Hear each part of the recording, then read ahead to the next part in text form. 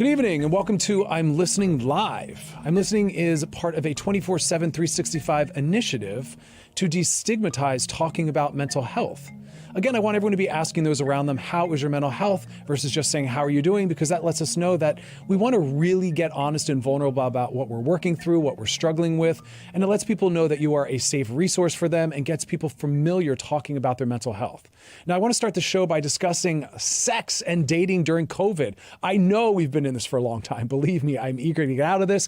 And I have a lot of people online dating. I think now is a beautiful, adorable time to find dates where we are not with them in real time, or we are socially distanced wearing masks. But I do want to comment on sex. All of the public health and city departments are asking people to still maintain a distance, and that if you are going to be having sex, there are a multitude of ways that we can be pleasure-based with ourselves and with our partners that don't require being with them in real time.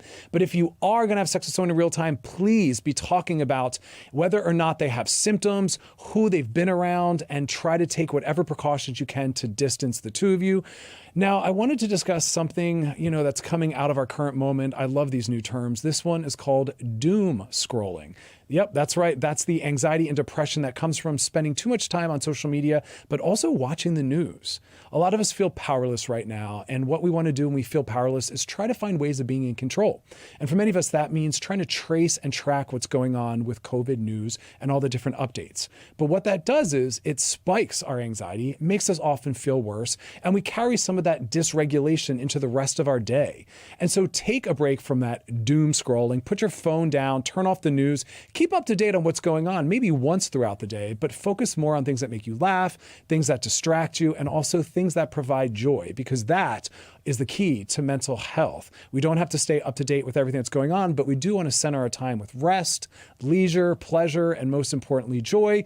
And as always, make sure you're checking in with important people and also someone you might not have heard from, because some people aren't feeling confident reaching out to people to share their struggles. Ask them how their mental health is doing, but at least 3 people every day in some capacity, reach out to them, whether it's texting, emailing, sending them a photo, or getting on that good old FaceTime. Now we've got Dr. Jenn Wider. How are you? I'm hanging in there, Chris. You're not hiding under the bed yet, huh? Purpose for my bunker for this. I know. Well, let's talk about kids in school. I wanted to read a couple quotes that I have and kind of get your thoughts on this. So one of them is, this came out of the White House and some of the Republicans in response to their thoughts on reopening the schools.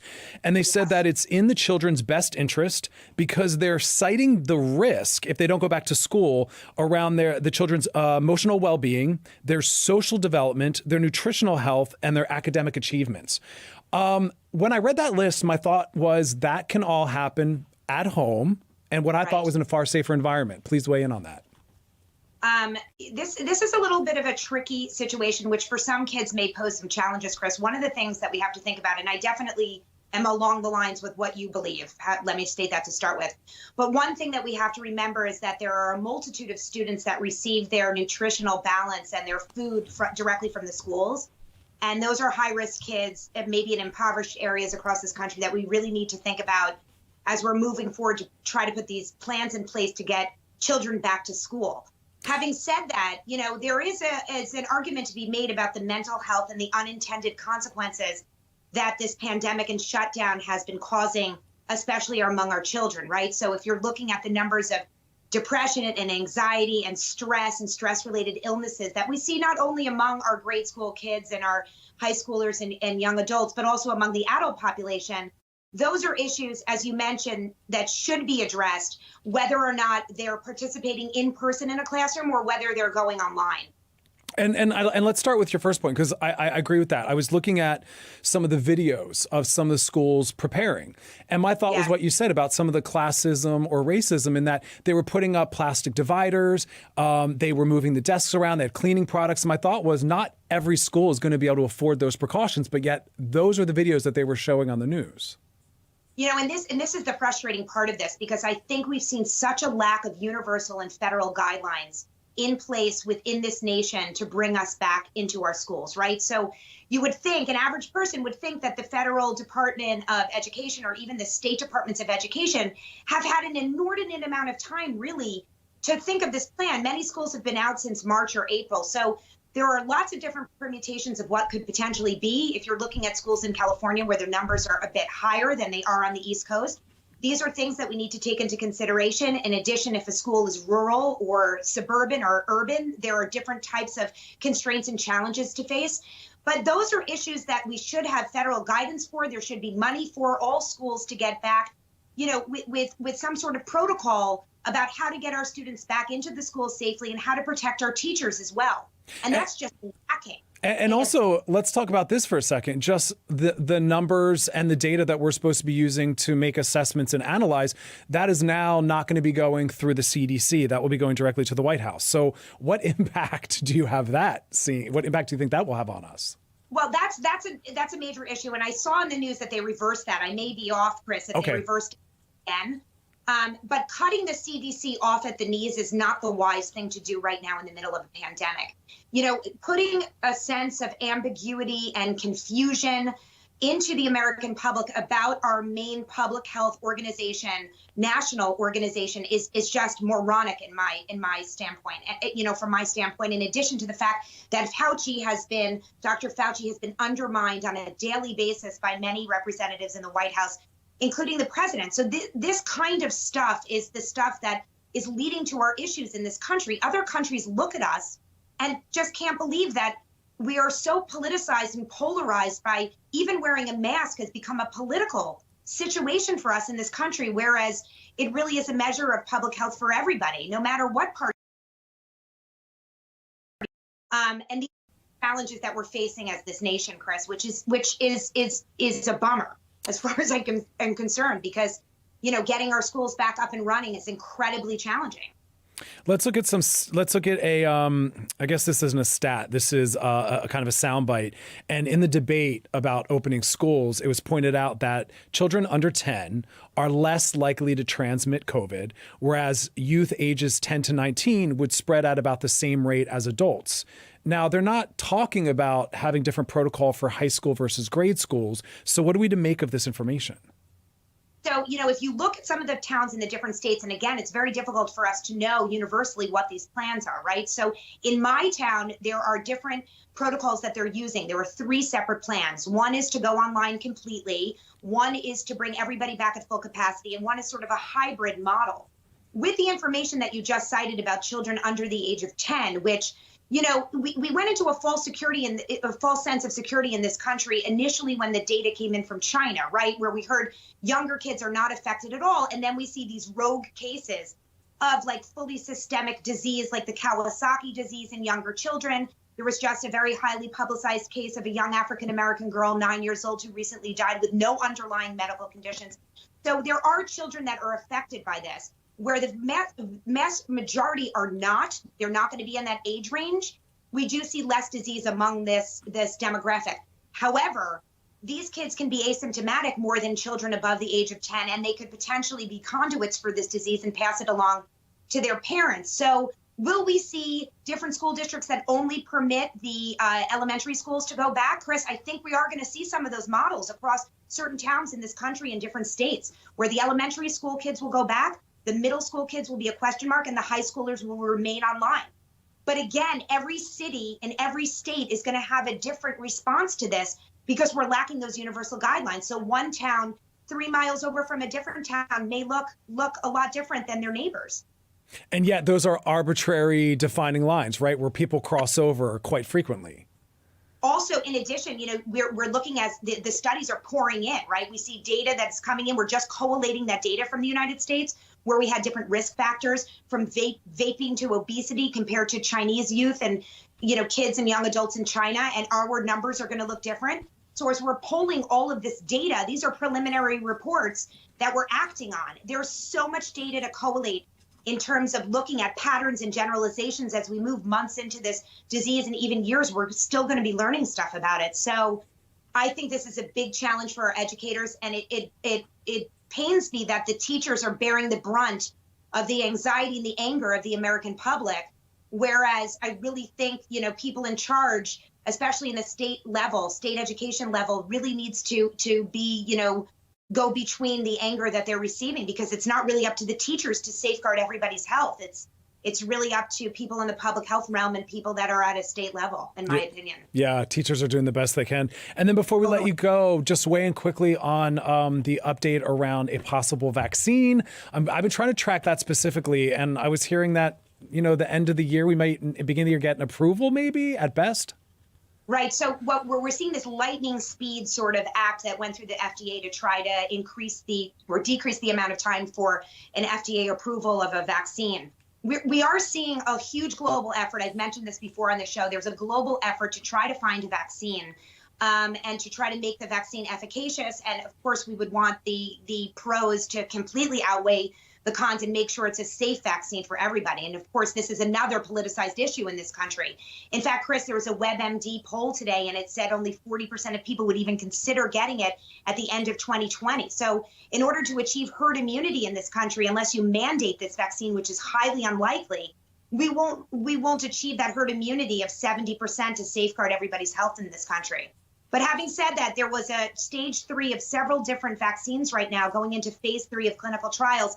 And it looks good. So, will a vaccine roll out by the end of 2020? Probably, Chris. But I think for widespread distribution in this country, you're looking at, 2021 at the earliest. Oh, man. Well, make room for me in your bunker, please. You're welcome anytime. Thank you. Dr. Jenn Wider, have a beautiful night. Thanks so much for being a part of the show again. As always, we got to be looking at the impact that all the decisions we have are going to bring to our collective culture. Opening schools, I don't think is the smartest thing. Dr. Wider agrees with that. And again, all the needs that they're claiming are going to be met by going to school are things we can get met at home. People can still get educated at home. They can still get their nutritional needs met. But more importantly, I'm thinking about the mental health impact. And if people are feeling anxious, worrying about the safety of their children, and also how safe they are to come home, having possibly gotten infected at school, that's definitely not going to help your children's mental health. Now let's go to our next guest, Dr. Hillary Goldsher, about cancel culture. How are you? Welcome to the show. I'm great. Thanks for having me. So for those that aren't really familiar with the concept, can you just give them a little bit of the elevator pitch on what cancel culture is? Yes. I mean, it's sort of an evolving concept, isn't it? The idea that when a public persona does or says something that's loathsome or racist or misogynistic or generally abhorrent, that they are canceled by those in their sphere. And whether that means fans or professional affiliates, friends, family members, et cetera, that the obligations, projects, et cetera, that they're affiliated with are no longer supported. They could be fired from their job. They could lose followers. There's sort of a group of people, almost a mob, that come together to cancel them from the status that they previously enjoyed. Yeah, and let's talk about it. I like the use of the word mob because I'm working with some people in my practice that are struggling with this, and we're watching the news, and that's what I see starting to happen is like this big pile-on occurs, and it's almost as though we're trying to remove this person from the planet completely. What are you seeing as the issues around cancel culture? I think one of the issues is that, first of all, for the person that is canceled, it is a highly traumatic experience and can lead to a number of mental health issues. But from a public standpoint, from a macro standpoint, potentially we forego an opportunity to have a more public, more vulnerable, more difficult, more pointed discussion about the issues at hand. So on one hand, if we have something that's so abhorrent, like a Harvey Weinstein situation, perhaps there's no more discussion that needs to be had. It's a zero tolerance situation. But for someone that is identified as having said something previously racist, misogynistic, et cetera, we foreclose an opportunity to talk about it, to discuss what happened, to discuss how they arrived at those kind of views, why they haven't been challenged before, to do sort of a self-exploration that, one, might deter the cancel, and two, might serve as sort of a public service opportunity for people who hold those same views but don't make them public, to look inside themselves, to reconsider, to educate themselves, et cetera.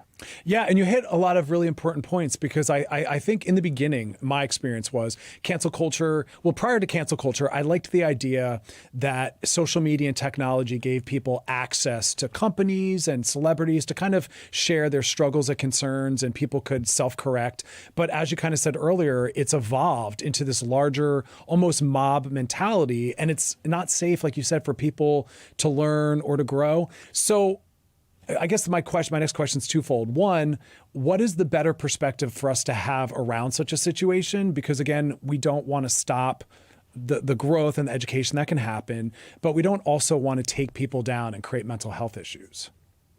Yes, I think if we take people down and again forego this opportunity for learning or growing, we're sort of feeding the problem with some similar energy, right? I mean, we're trying to stop sort of hatred and loathsome behavior, and we're meeting it with a version of hatred and loathsome behavior by just rejecting them entirely. And so I think looking at it as a more nuanced opportunity, that if someone says something, behaves in a way that is offensive as a fan, as a professional affiliate, et cetera, trying to pause and learn a bit more about what happened and try to discover whether or not that person at the center of the cancel, so to speak, is open to potentially using this as an educational experience. And when I say open, I don't mean just sort of being contrite as a way to save their job or their status, but really being open and vulnerable and saying, like, I am being challenged in a way I never had here before. I'm vulnerable, I'm open, I'm available for education and to use myself as an example. That could be pretty powerful given what we're trying to do in this country in terms of dismantling racial injustice. To just cancel people who are holding views that many people hold behind doors, perhaps, as I was saying before, forecloses an opportunity for people to think differently and challenge themselves in a more open public way. And let's talk about the fact that, you know, we've all harmed, and we all will harm again in some capacity. You know, of course, there's different severities to that, and we want to hold the larger injuries to a higher standard. But we've all said things that are, you know, upsetting maybe to someone on a smaller scale. And I'm watching some people that are kind of doing that whole splitting where they'll like someone and they're a fan of theirs, or maybe it's a friend or family member. And the minute they do something that they don't like, they're trying to kind of apply cancel culture on a micro level and ignore the fact that this person maybe does have some value, or maybe there's some way to kind of repair from this. And so I don't like the idea that it's kind of leaking outside of its original, I guess, purpose or center point. This is a paradigm we do not want to adopt in our personal lives, right? I mean, the idea that someone could feel betrayed, wronged, hurt, angry, et cetera, and that could lead to someone sort of just pushing them out of their lives is a really dangerous idea. All of us, as you indicated, have moments where we do the wrong thing, and to not allow for people to show new patterns of behavior, to make up for actions that don't resonate, to right the wrongs of their actions really can be damaging to intimate relationships. So I think it's a really dangerous pattern that we don't want to follow in our personal lives. Yeah, it would hurt my heart if people didn't feel safe saying like, hey, Chris, you know, you said something the other day, it's still in my mind, it kind of hurt my feelings. Can we talk about it? Like, I would be so disheartened to have that removed from our like relational skill set. But let's talk about the deep diving, where I've seen some people pull out quotes from celebrities from 10 years ago, 5 years ago. What are your thoughts about holding people accountable to something they did that far back? Because, you know, none of us are born, quote unquote, woke. We all had to go through a journey. We all had to have things pointed out to us. We all had to learn. So what are your thoughts on the deep diving? Yeah, I mean, I think this is an example where the paradigm gets stretched too far, right? I mean, I think it is interesting information potentially that some favorite celebrity or public figure endorsed that kind of speak or said something offensive in the past. And perhaps if it just created an opportunity to for conversation, for dialogue, that could be interesting, right? And so someone could have an opportunity to say like, right, back a decade ago, I didn't hold these values. I wasn't educated enough. I wasn't challenging myself. I didn't have compassion. I'm humiliated. I'm embarrassed. I do better now, and I want to be a vehicle of education. So if it were that kind of thing, that might be interesting and perhaps even useful. But you're right. I mean, if all of us got sort of evaluated on our behavior professionally and personally 10 years ago, I think we'd all have a lot of fouls. And so God bless what I was up to 10 years ago. I mean, I never did anything egregious. I always was pretty ethical and integrity based, but I'm sure I had a few zingers every now and then, you know? Yeah. Yeah. I mean, I think it's notable. I think many of us could say that no matter how far back in our feed that you went, you wouldn't find a racist comment, for example. So it is, as I said, perhaps interesting information that if it comes out publicly, the person at the center of it can use it as an opportunity to talk about what we're talking about, to say, right, 10 years ago, I was different. I've changed. Here's how. And here's how I continue to challenge myself to evolve and grow, especially in today's culture. Yeah, and that's why I'm trying to advocate for people. If you have direct access to the person, reach out one-on-one, see if you can have a moment with them. They'll feel maybe less attacked. They'll be more open. Maybe even try emailing the celebrity or DMing them saying like, hey, as a, whatever my example is, a larger bodied individual, some of your comments feel a little fatphobic. Here's why it's hurtful to me and my community. I think people might be amenable to that versus just like tweeting it out and getting a pile on. Do you agree? We miss an absolute opportunity for dialogue in the latter example, right? There's no opportunity for a real discourse to have happen and for like a more human interaction, for someone to say like, I'm not sure if you know, but the comments that you made hurt me. And I want to support you, but this felt, sort of disorienting and disenfranchising. And I want you to be aware of this. And maybe the person who's at the recipient of that information is open and vulnerable and can hear that, and some healing can actually happen. And we really just foreclose an opportunity for any of that dialogue and any of that healing when this cancel culture thing is applied so generally. Yeah, and before we let you go, I want to kind of flip it because I had this happen to me personally where I misused a word, and it wasn't even a very triggering word, and someone claimed that I was erasing the legacy of the word because I conjugated it wrong. And it was this powerful moment where I thought, wow, we're getting a little too sensitive and we're a little too comfortable jumping in on things. And so it almost felt like I was getting gaslighted by it, right? So what are your thoughts on people trying to protect or defend themselves when they feel as though the call out isn't even warranted or rooted in anything meaningful? I think the key is, while difficult, staying calm and grounded and being able to say very directly and pointedly, but clearly that wasn't my intention. That wasn't what was happening here. So sorry if it felt differently to you, and to sort of leave it there, to not get in a defensive dialogue around it, to not let it escalate. And that if the person continues to hold a view that is outside of the one that you're sure of that you hold, to sort of put an end to the conversation. I'm so sorry you felt that way, and to kind of move along. Because I think what's happening on a micro level and on a macro level are these little moments can get blown up and blown up and blown up. And the aggression that comes along with it, the kind of self-righteousness, can be really damaging. So I think kind of stating your truth and moving along, if you can't find sort of a path towards understanding each other, is best in these cases, as hard as that is, because it's really painful to be misunderstood in that way. That's right. Dr. Hillary Goldsher, thank you so much for being a part of our show. Yeah, thanks for having me. Have a beautiful night. All right, so I want to leave you all with that care and compassion piece again. We're all doing the best we can. If you have a personal direct relationship with someone, reach out. They might be more open than you think they are. And again, the goal should be education, transformation, and healing. We're not in this just to punish people. So yes, some people do need to be taken out of positions of power so they don't harm anyone else. There's a lot of value in that. But for others, again, reach out, educate, try to heal, try to connect, and don't let some of these tactics leak down into your more personal relationships. All right, that is our show. We'll be back next week, 5 p.m. Pacific. That's 8 p.m. Eastern on all the radio.com handles. So you can go back and watch past episodes. For those that need additional support, we're going to put up some resources at the end of the show. As always, thanks for hanging out with me, and you all have a beautiful, beautiful night.